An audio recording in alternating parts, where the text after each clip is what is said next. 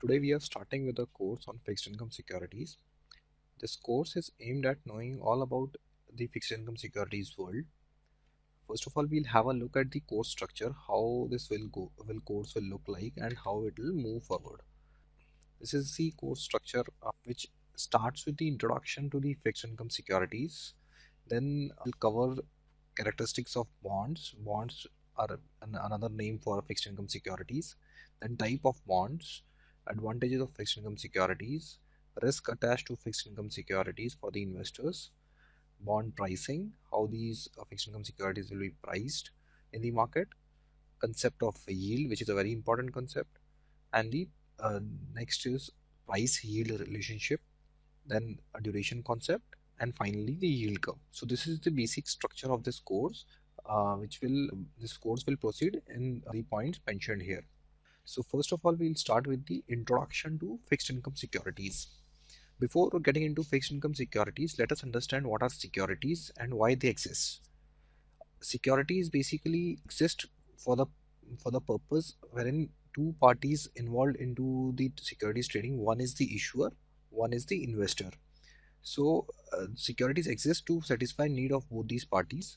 A issuer needs funds to meet their requirements, which may be in terms of business expansion, or for government it may be launching some new projects and all. So the purpose is to gain the to have the funding of these projects. On the investor side, investor gets the income.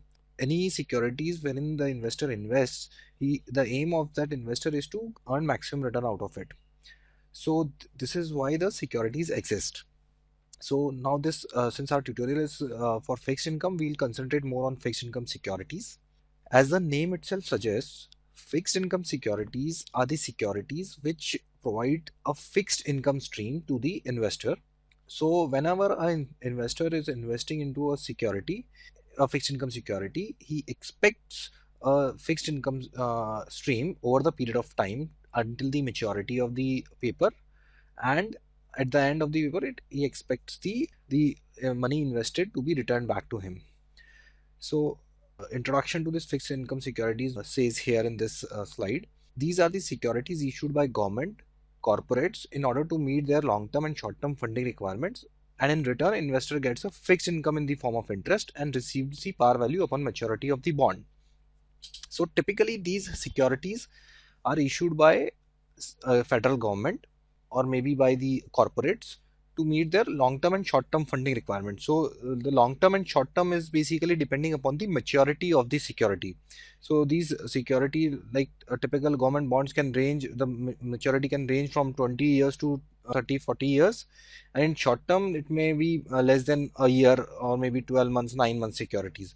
So there's a kind of maturity which define whether it's a long term or short term securities, and can be issued both by the government, corporates, or maybe government backed agencies like municipal corporations, state government, etc. So this is how the fixed income basically securities are as a basic definition. Moving on to the characteristics of bonds.